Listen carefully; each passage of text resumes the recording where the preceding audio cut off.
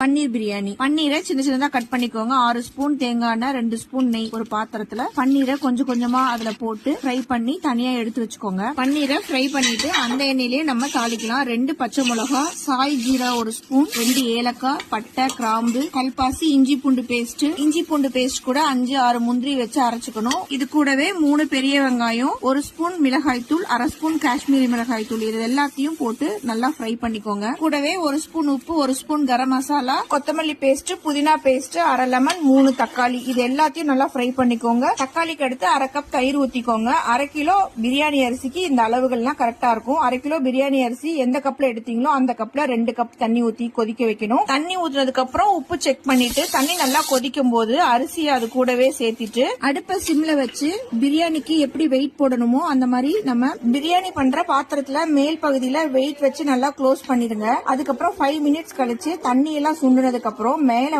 கொஞ்சமா தண்ணி இருக்கும் போது ஃப்ரை பண்ணி வச்சிருக்க பன்னீரை போட்டு மறுபடியும் வெயிட் வச்சு ஒரு 5 to 10 மினிட்ஸ் கழிச்சு ஓபன் பண்ணனா டேஸ்டான பன்னீர் பிரியாணி ரெடி ஆயிடும். என்னோட சமையல் பிடிச்சிருந்துச்சுன்னா என் பேஜை ஃபாலோ பண்ணுங்க. இதே மாதிரி சமையல் பண்ணி சாப்பிடுங்க.